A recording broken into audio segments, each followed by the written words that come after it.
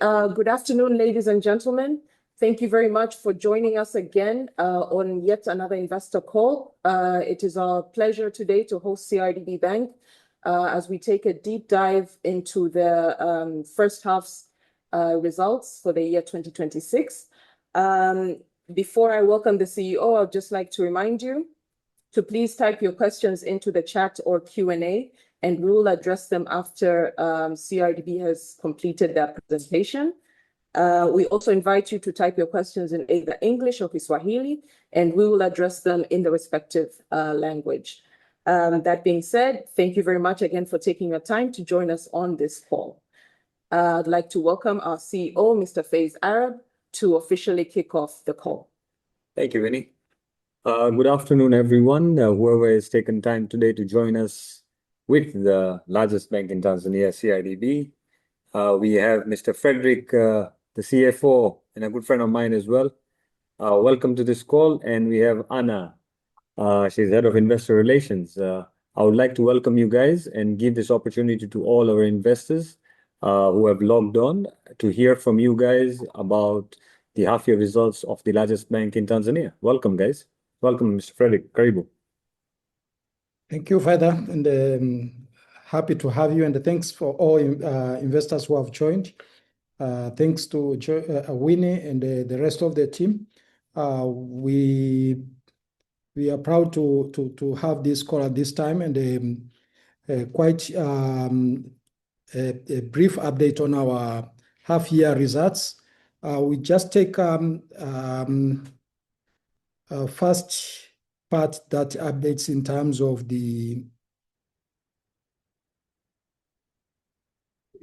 what we are going to cover. Generally, we would look at the highlights in terms of the half year. Then we touch base on the operating environment. We just briefly look at the scale and the market leadership. And we'll touch on the financial performance, the shareholders' return, and the strategy and the way forward. And then we would open up for the Q&A. So if we look at the overall performance, proud to share the highlight in terms of the financial performance. We are able to close the quarter with a very strong performance.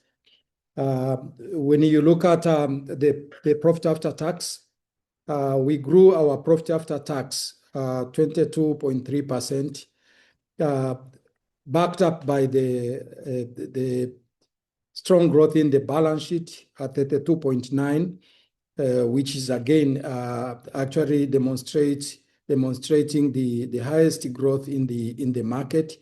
And this was mainly on the back of the strong growth in the loan book, but also supported by very strong funding base, which was growing at 36.5%.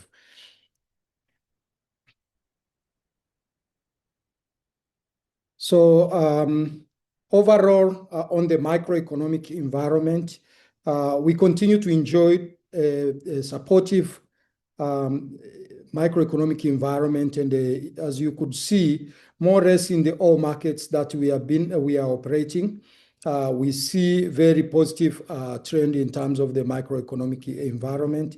Tanzania GDP was growing at 6%, but when you look at the inflationary growth at 4%, again, you look at the foreign currency remained stable during the quarter, and a very strong credit expansion and a very strong M3 growth in the market. When you look at the overall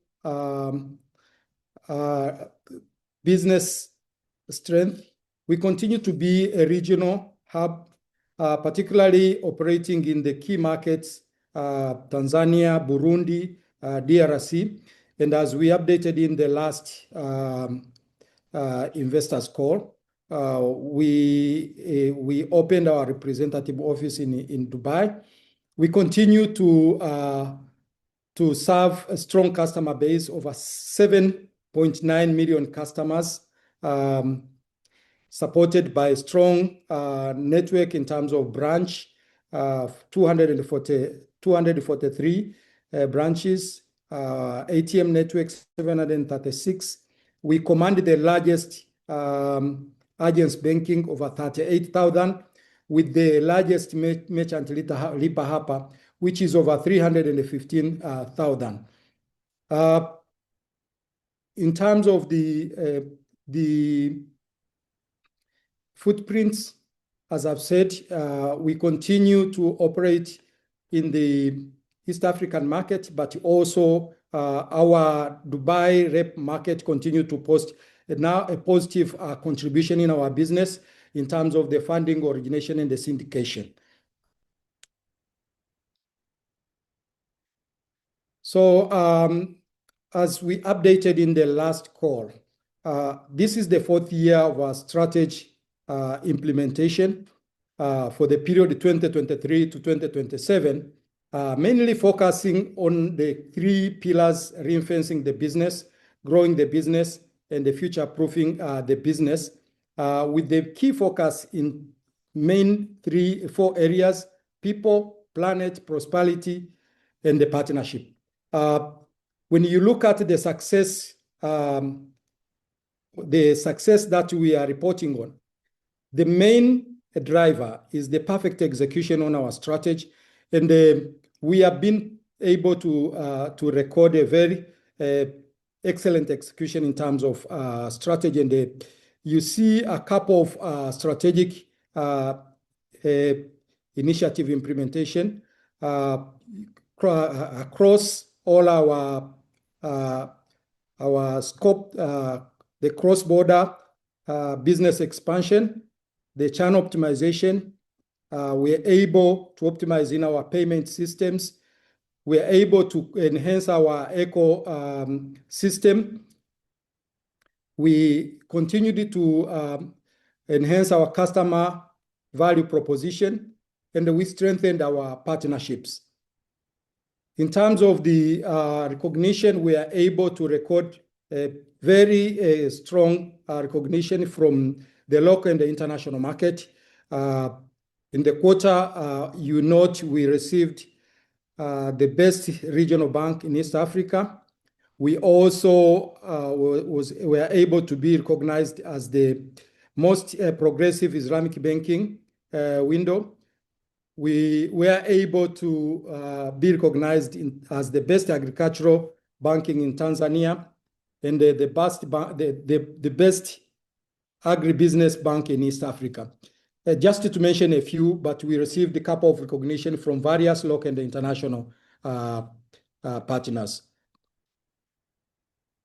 Just touching on the financial performance, as highlighted, we were able to record a very strong performance on the back of the perfect execution of our strategy, 33.9 growth in terms of the balance sheet, mainly driven by a strong balance sheet with a total asset of Tanzanian shillings 26.4 trillion, which is the largest balance sheet in the market. This is mainly supported by the strong growth in terms of the loan portfolio, 38.4, reaching Tanzanian shillings 17 trillion, supported by the strong growth in terms of deposit, which closed with, again, a strong growth, 36.5 on year, reaching 18.5 trillion. When you look at the subsidiary contribution in terms of the balance sheet, again, a very positive and strong contribution. As we closed the quarter, we saw 13% contribution of total assets from the subsidiary, Burundi taking a lead, contributing around 11% of the total subsidiaries. Well-diversified balance sheet in terms of the distribution on the key sectors. When you look at the loan portfolio distribution, corporate at 47, and the retail at 53. Again, well-diversified portfolio of our key economic sectors, aligning with the key general economic sector in the country. Consumer lending taking a read at 30%, agri 23%, trade 17%, and then transport and the remaining of the other sectors taking the remaining percentage. When we look at the credit quality, you would realize more or less the NPL distribution is well aligned with what we see in the sector exposure. The main one being contributed by the agri, again, followed by consumer lending, the personal and trade. You could see this percentage is well aligned with what we have in terms of the total portfolio exposure. When we look at the customer deposit, as highlighted, 36.5 growth year on year in deposit, a very strong growth, but well above the M3 growth that I've highlighted on the microeconomic environment. Again, we closed with a total deposit of 18.5 trillion, again, the highest deposit in the market. But when you split it in terms of where it is coming from, you realize mainly contributed by CASA, which is at 74%, and demand deposit and saving deposit playing the big contribution from the total deposits. Just a highlight again on the P&L. Again, when we look at the total contribution of our profit after tax, which is 417 billion, a growth of 20.3%, you realize the main contributor is the strong growth in the top line, the interest income. The net interest income growing at 23.4% on year, with the non-funded income growing at 13.2%. The growth on the top line, the interest income, is mainly aligned with the growth on the loan portfolio. But again, when you look at the net interest income, you realize overall growth in the net interest income is affected by the expansion of the funding cost, which was growing relatively higher to what we anticipated at 47.7 on year, mainly from the market dynamics, particularly where we see competition in terms of the funding, the collective funds that we discussed or we shared last time, where we have seen in the market more of the collective funds mobilizing funds from the investors, but also the active participation of customers on the investment in the government papers. And again, the active participation of the retail individuals and institutional investors on the capital market. But as we close the quarter, you'd realize, as you'll see in the next slide, our funding cost was relatively higher compared to what we see in the similar previous quarter. We continue to focus on mobilizing cheaper deposits to make sure that we are able to contain the escalating cost in terms of the funding. And in terms of the non-funded income, overall, the non-funded income year on year grew by 13.2%.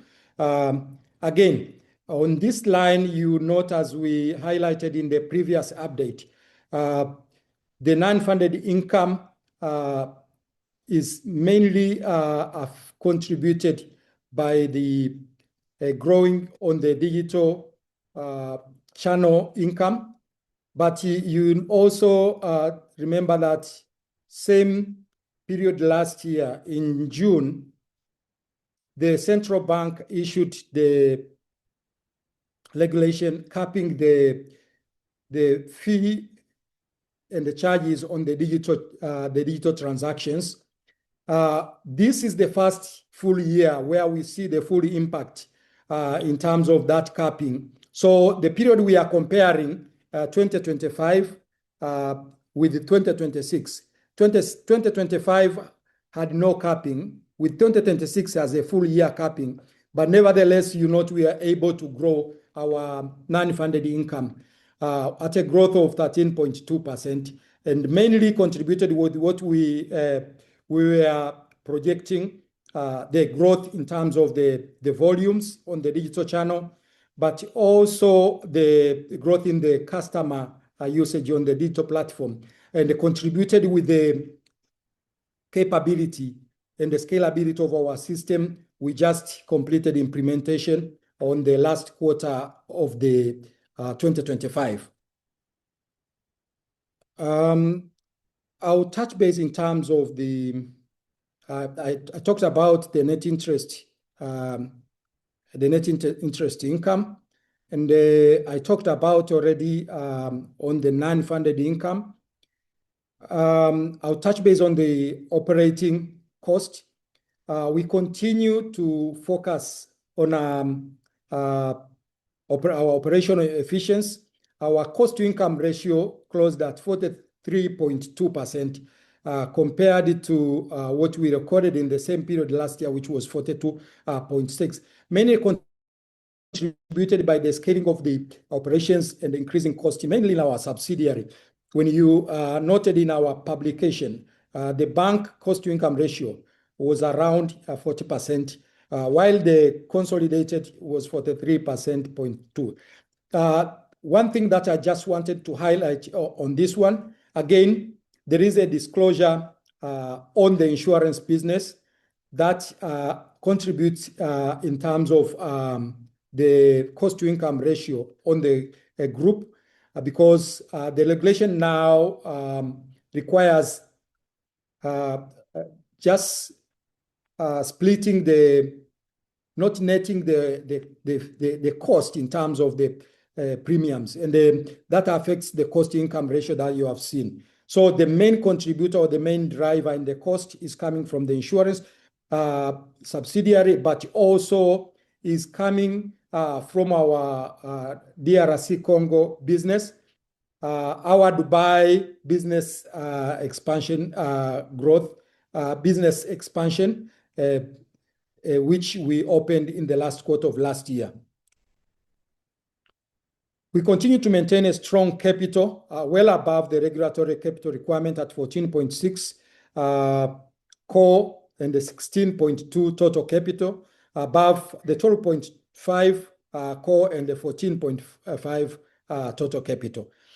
The key focus as we move forward is to make sure that we are able to de-risk and make sure that we are able to syndicate our exposure to reduce the risk-weighted asset and continue to maintain the regulatory capital within and above the regulatory requirement.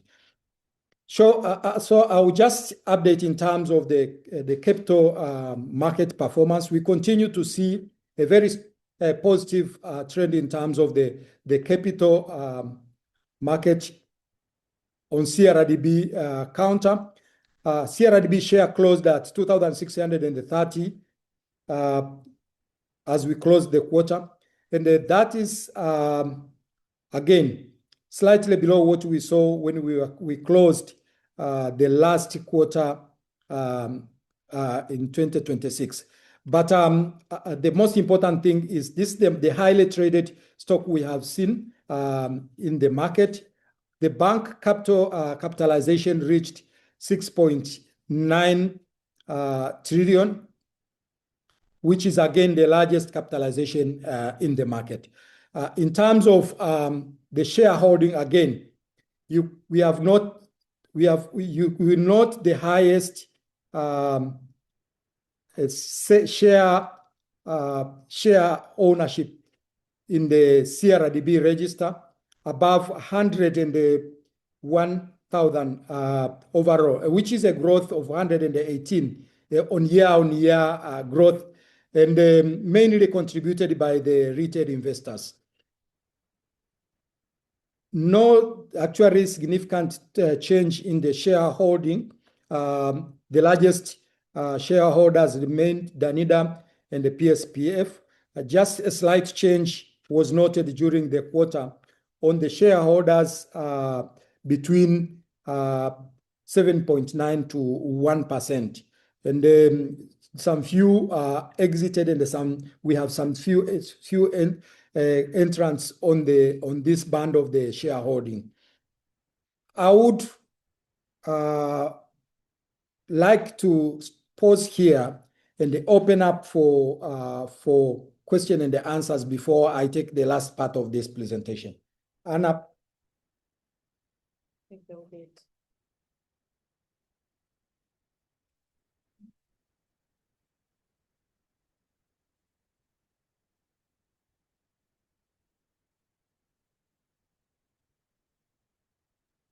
Winnie? Yes, should we proceed to the Q&A? Yes, I will just pause here and open up for the Q&A before we go to the last section. Okay, great. So we have a few questions in the chat and Q&A, and I would like to encourage all of our attendees, please do type your question into the chat and Q&A, and we will ask it. Again, feel free to ask it in both English, or rather in either English or Kiswahili, and we will ask it and respond to it in that respective language. Please do not raise your hand. Please type your question in the chat. That being said, I would now like to open up for the Q&A for the CRDB team. Okay, we have one question. What was the motivation to move into the Burundi and Congo markets? These are two of the least developed and most politically volatile markets in the continent. How are you hedging the core business from being impacted by potential risks in those markets? And what is the expansion strategy in the future? Any other African markets? Thank you for that question. As we are updating in the last calls, our expansion in Burundi and the DRC market mainly were driven by our ambition to follow and support our customers, but also follow the market where we see a lot of business and the trade happening. Remember, Burundi is a landlocked, and a lot of trade happen between come through Dar es Salaam port, but also happen between Tanzania then to Burundi. We see a lot of our customer trading between Tanzania and Burundi, and we see a lot of Burundians trading in Tanzania. So moving to Burundi was strategically following our customer, and we have seen the biggest contribution from that strategic expansion. As we speak, in Burundi, we are the largest bank and the most profitable bank in Burundi. As we are closing the quarter, our Burundi subsidiary was contributing 30 billion on our profit after tax. DRC, the same, landlocked, but we have a lot of business interaction between DRC and Tanzania. In fact, when you look at all the trades, all the export and the import come through the Tanzanian port, the Dar es Salaam port, and we have the link that if it doesn't go straight, it will go through Zambia. Again, the Tazara and the Tazama plays a key role. And this is actually, again, talking to what I've mentioned, following our customer. We went to DRC, following the customers that are trading between this Southern Corridor. And as we speak, our DRC Congo subsidiary has been able to break through well ahead the planned period, the planned time of 3 years. And we have seen it breaking even as we are closing the half year. with a profit after tax of 2 billion. You talked about the outlook in terms of what's the next market. We highlighted and shared what markets are we eyeing. We continue to eye the African market, particularly the Southern and Eastern African market. We have been engaging these and closely watching these markets.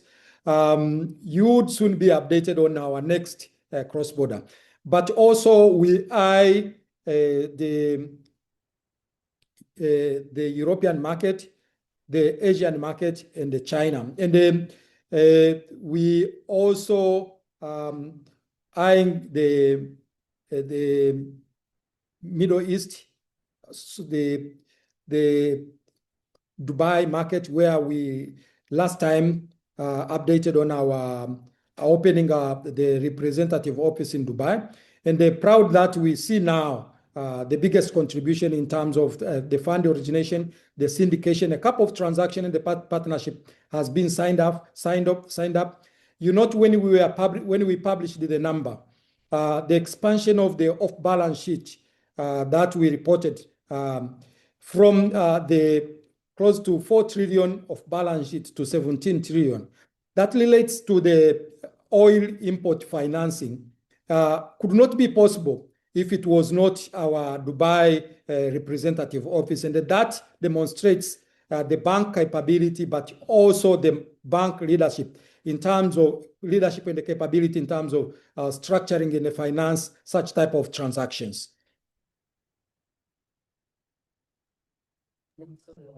Thank you very much. We have another question. It reads, your competitor after share split is having a big demand in the DSC while we're seeing the CRDB counter going down. So what is your strategy so that investors don't sell CRDB and move to your neighbor? Or is this just market sentiments? Thank you for that comment. And then you actually absolutely answered it right. It's just a market sentiment, and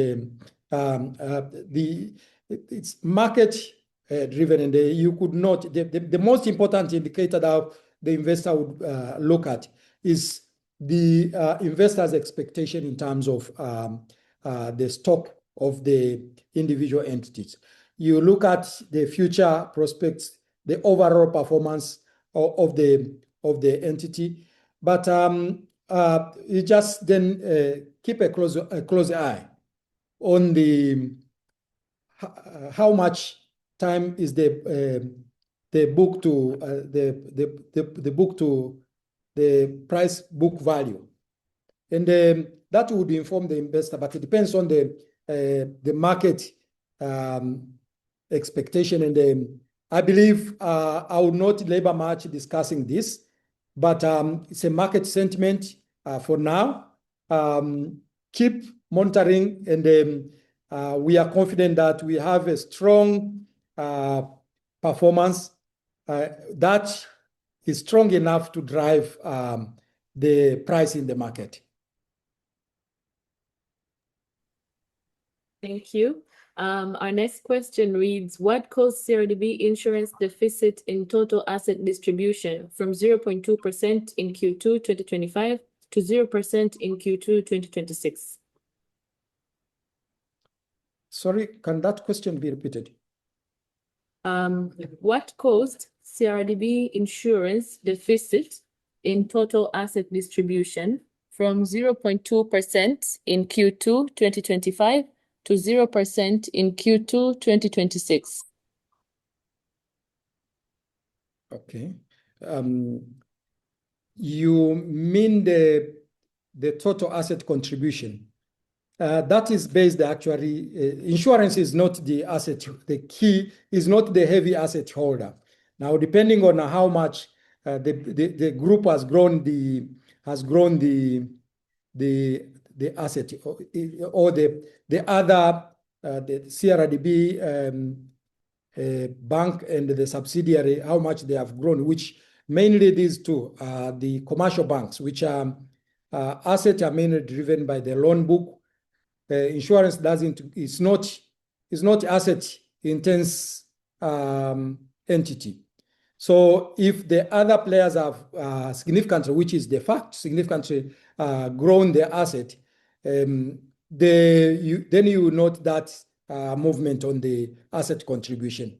And for the insurance business, they are not there to hold a significant asset. And we are proud of the contribution they have. And the lighter asset they have means a stronger contribution, as you note in our asset, but also the return on our asset and the return on the investment that you note to the group. Thank you very much. Our other question reads, could you provide a guidance on the continued loan and deposit growth? How much more runway do you expect to gain? What have costs of acquisition per customer looked like over the past few years? On that note, maybe generally, when you look at the growth in the asset, you note mainly is driven with what we see. And I highlighted on the macroeconomic environment, you could see the expansion on the M3, well above 20%. And that's actually backing what you see on our growth. We are growing our total asset above stronger above the M3. And the very strong story behind that growth is from our capability to reinforce the value chain, but also our capability to reach out to the market. Our CRDB Foundation continue to play a significant role in terms of the customer onboarding, but also financial inclusion activation in the market. It plays a key role in terms of the incubation, training the customer, onboarding the customer whom we provide the seed funds. And that's where you see the name of our brand name Imbeju coming from. We have seen a couple of women and the youth, which otherwise we could have not onboarded, coming from that initiative. And we are proud of the numbers that we are seeing in terms of the customer base growth. We are also proud of the capability we have been able to build in terms of the agents banking, where we have seen growing and onboarding number of customers in the markets that we otherwise could not be able to grow. But again, you talked about the subsidiaries, the number of customer base in the subsidiaries, DRC Congo, the potential we see in DRC Congo in terms of tapping on the population, despite of the infrastructure and some areas where we see insecurity, but deploying the digital capability, we see ability to grow more customer base. So that has been the main driver in terms of the business growth. And we are optimistic that we should see more tapping on that potentiality.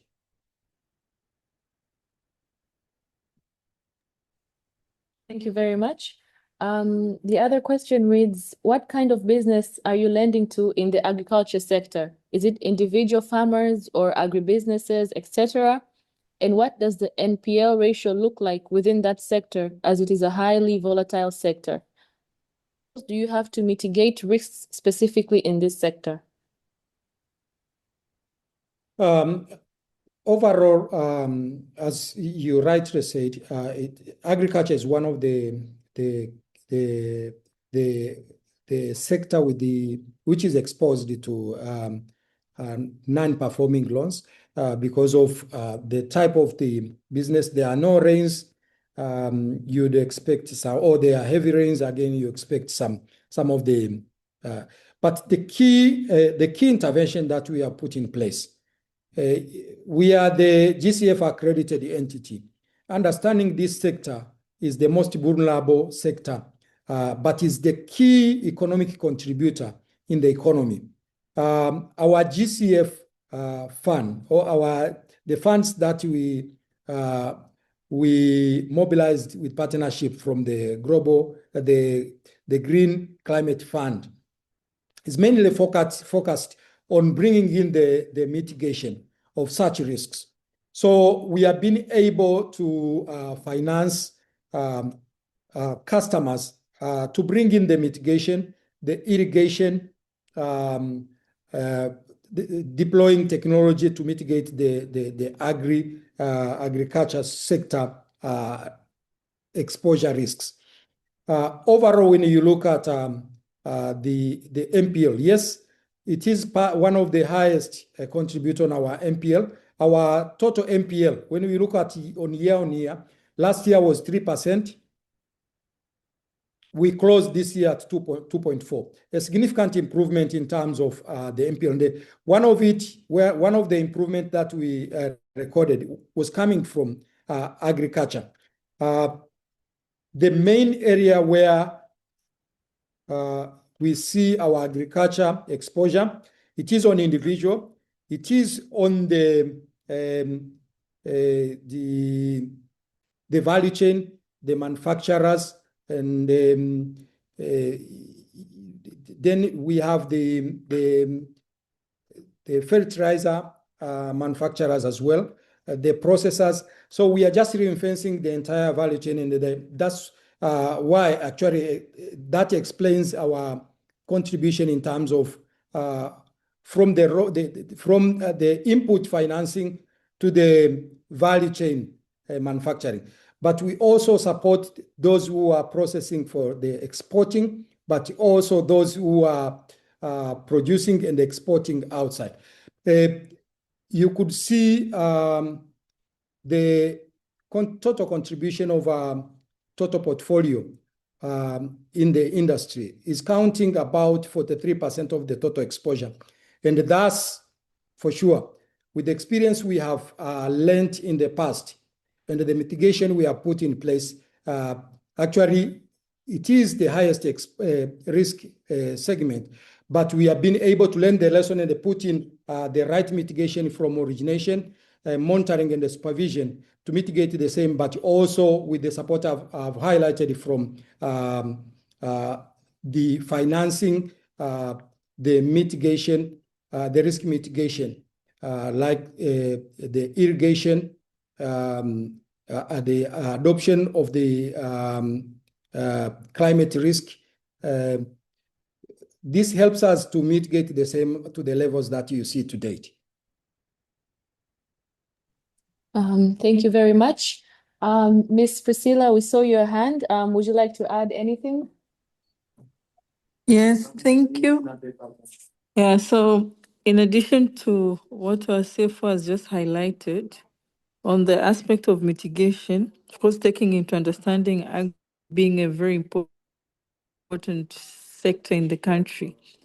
So we have so many different partners that we work together with on the aspect of de-risking strategy. So we have more than 10 different credit guarantee schemes, some of them being provided by the central bank, the government, like the export that was being highlighted by CFO, but also for these primary borrowers where most of other lenders would not want to support because of the perceived high risk that is there. So we have partners that we work with, which are locally and some are regionally, all aiming to support us in order to lend to these less privileged groups. Yes, so we do lend individual, but some of them are individual, but they usually come as a group.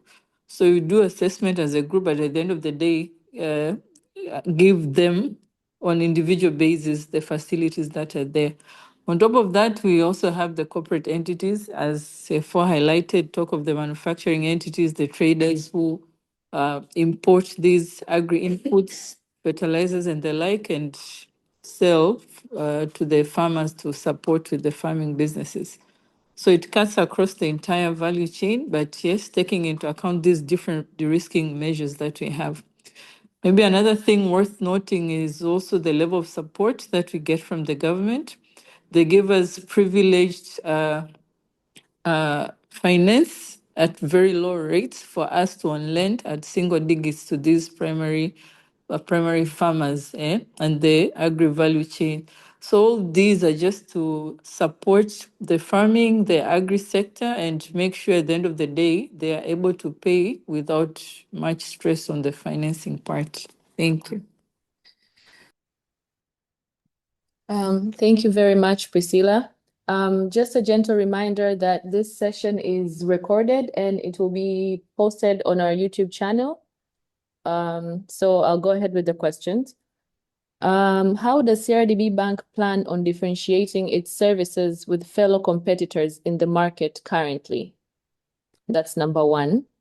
Number two is, as the government plans for economic development with integrating financial technology, how does CRDB Bank plan to capitalize on this?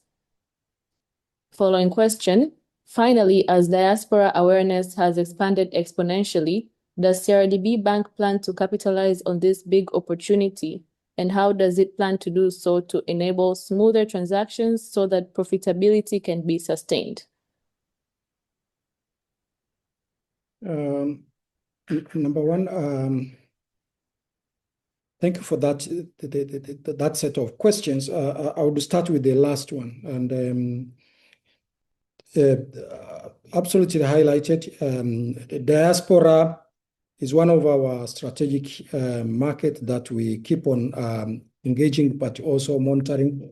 It's one of the markets that still has the highest potential. We have a separate dedicated unit that focus on diaspora, and you have seen us engaging with these customers in the particular destinations where we have the diasporas, and we continue to engage and making sure that we come up with innovative solution to support them in terms of saving, in terms of investing, but also bringing in the awareness of the solutions that we can offer.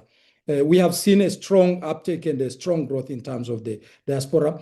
We have not been there to where we see other markets and the contribution in terms of the diasporas to the remittance. But we believe with the strategic positioning of our diaspora unit, you should see more contribution on that from that side. In terms of the differentiator, we have been the leading and the key bank or financial institution, strategically differentiating itself from the other key players.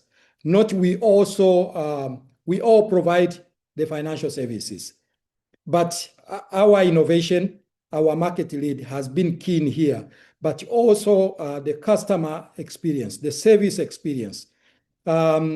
We have been offering an innovative in terms of our digital solutions. You could note that last year we completed the investment in our core banking system, building the bank capability to support and provide seamless service in the market you operate, bringing the service close to the customer at their convenience, but being able to see the total percentage of service that we offer outside our branch network, reaching 98%. And that is actually supported by our digital network, the strong mobile banking, the strong internet banking, the strong point of sales.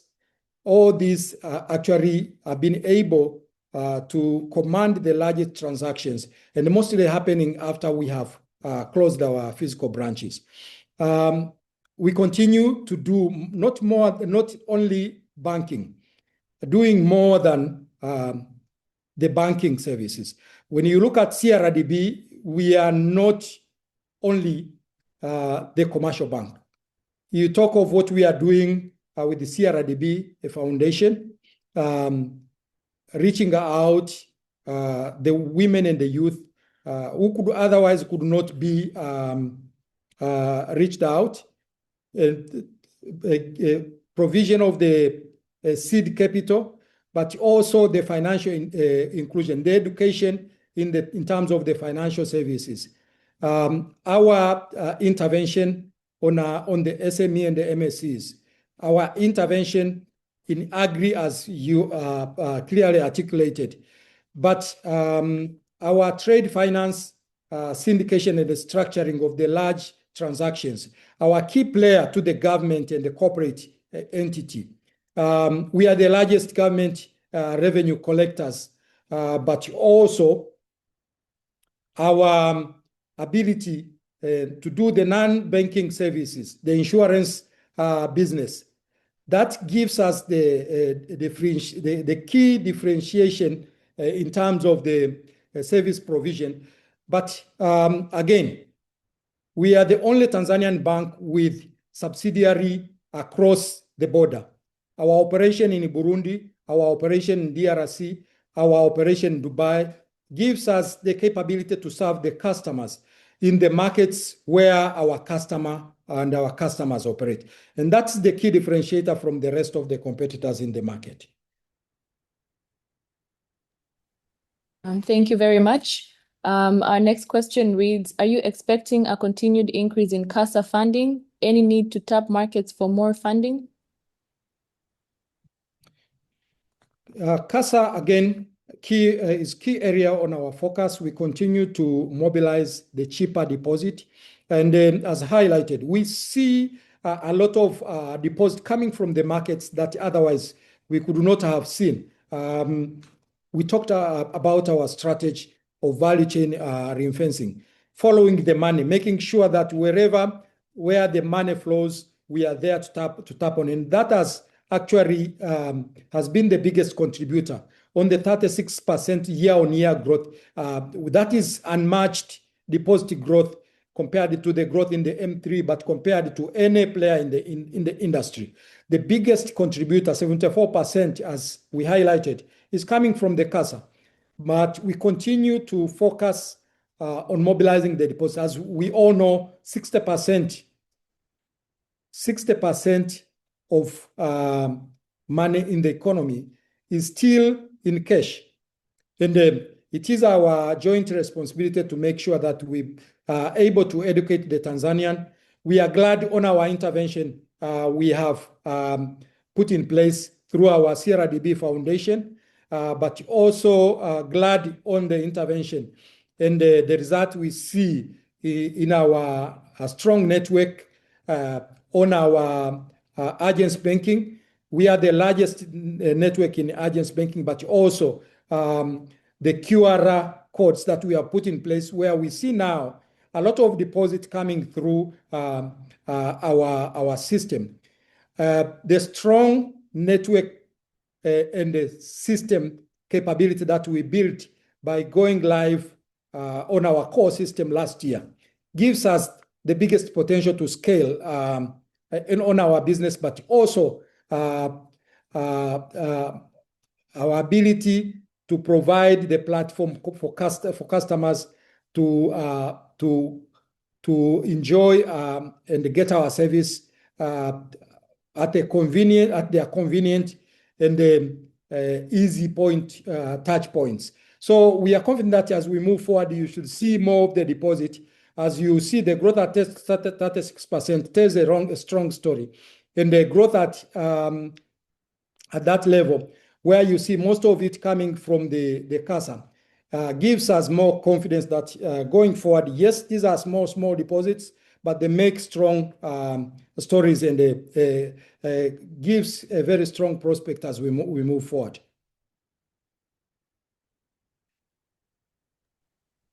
Thank you very much. Another question, beyond earning growth and dividends, what are the key catalysts management believes could drive a meaningful re-rating of CRDB's valuation over the next 2 to 3 years? Can you come again? Beyond earning growth and dividends, What are the key catalysts management believes could drive a meaningful re-rating of CRDB's valuation over the next 2 to 3 years? Thank you. Thank you for that question. Number one, we have a clear strategy, and we have a perfect strategy execution, as you have seen. And that is strongly demonstrated by the numbers and the results that you see. The consistency in delivery on our numbers and the promise gives everyone a strong base in the story to do this valuation. We shared the strategy, our 5-year strategy, which we have perfectly executed. We are on the 4th year of our strategy execution. Next year, we are ending our 5-year strategy, which for sure you could see a strong delivery in terms of what we promised. We have been extensively investing, and the investment that we have done on the past 4 years have not yet yielded to what one could expect. Our investment in DRC Congo, you just see a scratch on the biggest potential. Our investment in Burundi, our investment, when you look at one of the transactions that we did with our rep office in Dubai, the 17 trillion of balance sheet tells a very strong story and a very strong capability on what one investor could expect in the future. So there are strong prospects that are coming, and what I would say, investors, stay tuned. Thank you very much for that. You've mentioned DRC, right? I know you said that there's a lot coming up, but can you share anything in terms of what's the turnaround plan for DRC to ensure more profit? And also, can you elaborate on the main drivers of early break even of DRC subsidiary? Any exposure to conflict zone and Ebola? As we shared last time, we were strategic in our entry. We started in Lubumbashi, where a lot of trades, but also a lot of potential in DRC resides. And then after we have grounded our business in Lubumbashi, we last quarter made the entry in Kinshasa. We now have opened our second branch in Kinshasa. Kinshasa is the government business center, and we have seen a very strong attraction in terms of the government business. We continue to see attraction in terms of as we continue to increase our footprint and the network to serve the customer. We see the biggest contribution, and that actually explains what you have seen, the early break even ahead of the plan. We believe with the footage now we have put on ground, the ability of the system, most important is our core banking system go live, where someone in Kinshasa could seamlessly operate if he has an account in Tanzania, and someone has an account in Tanzania could seamlessly operate in DRC. The scaling of our business in this market, riding on our system capability, gives us more potential to grow the business, particularly in DRC, using riding on the digital capability to reach out to the market. Yes, the market infrastructure challenge, some of the areas, the security instability, and some of the others, the Ebola. But you don't see these in the markets that we are currently operating. But with this challenge we have, and then as we have been sharing the story, wherever we see the challenge, for us, CRDB, we see opportunity. It presents us the opportunity to scale the business in this area with the precaution and the experience that we had. When we are going in the Burundi, everyone was asking, by that time, the 10 years passed, was asking, why are you going into Burundi? As we speak today, Burundi is contributing 30 billion to our PAT, and we are the market leader. So the base that we built in there, the experience that we have been able to learn from this market, but as the first entrance in these markets, gives us the biggest capability to drive and contribute on the group performance. Looking at the local market, again, when you look at what we are doing through our CRDB Foundation, is building the base and leaving the mark and the impact on the market that we serve. When you look at the insurance business, insurance was able to break even the first time, in the first year we opened. And we are now the leading insurance. When you look at the type of insurance business we are in and the contribution we are making. One asked about the balance sheet. We continue to drive the efficiency in terms of all the subsidiary and the market we operate. Thank you, Frederick. To mark the end of our Q&A session and to act as a great segue to the way forward for CRDB, we have one last question. What do you expect the trajectory of funding costs to look like in the second half of 2026?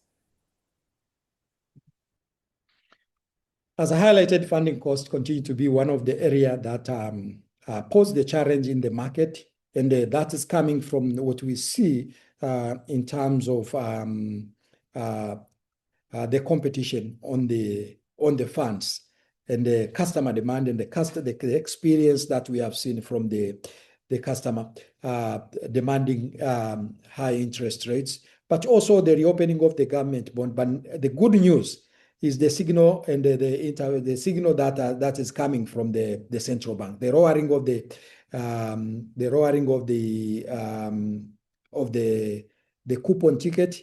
Good news on the government papers, but nevertheless, again, when you look at what has happened on the CBR that has recently been announced, again, gives a pressure in terms of the NIM.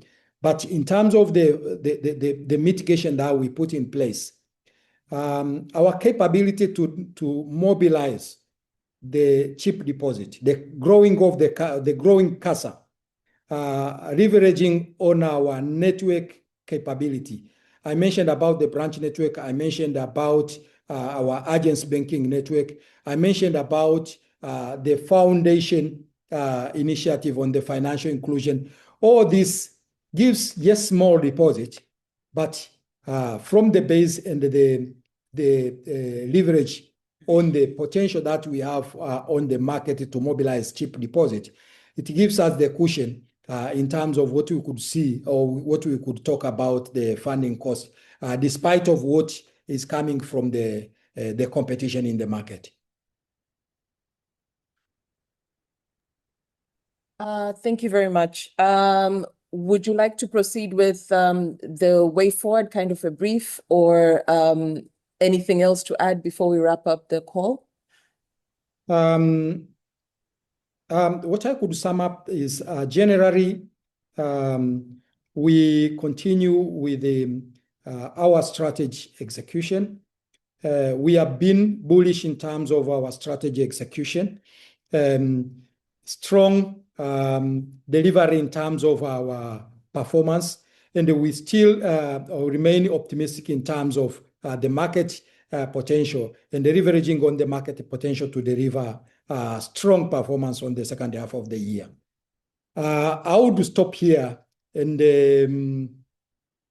go to the last slide, which is the outlook.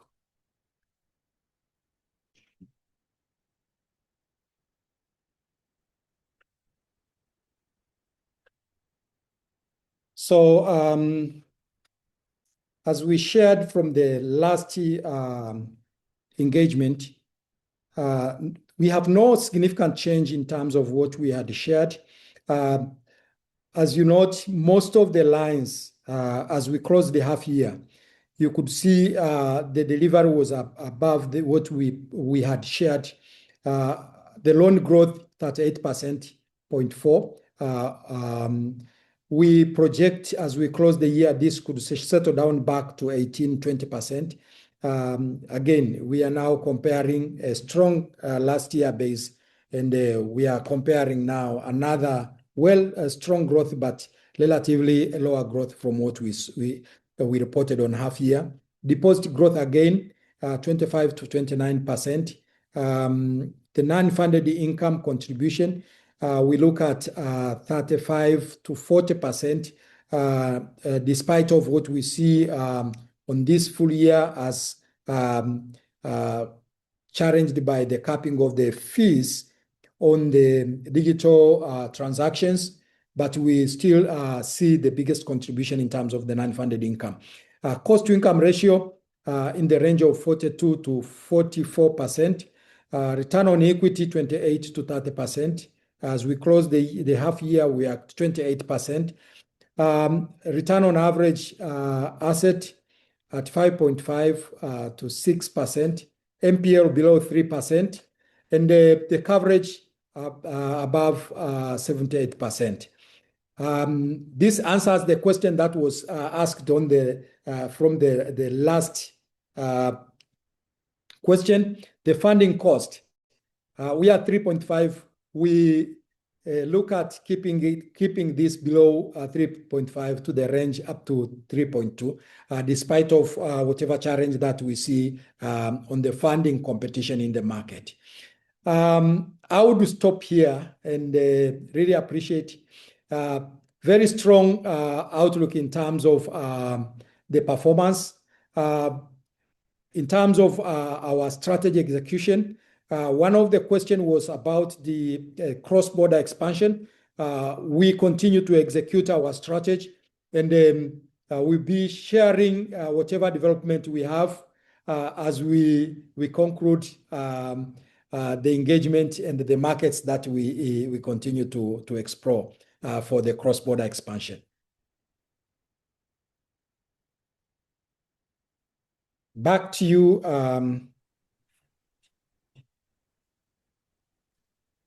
Thank you, Frederick. Thank you so much, Frederick. That was a fantastic presentation, and obviously the results speak for themselves. These ratios are all looking very good, especially the return on equity going from 28 to 30% way forward. Anyhow, in terms of our time is now our time to close this meeting. I would like to thank the senior management of CRDB Bank, and along with my team here as well. Thank you guys for being and joining on with us. Once again, to our viewers, thank you so much for connecting to this call, and let's stay tuned. Thank you so much. Have a good evening. Yes. Thank you so much, and thanks to everyone for joining.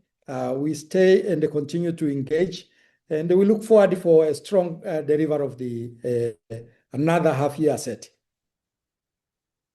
Thank you.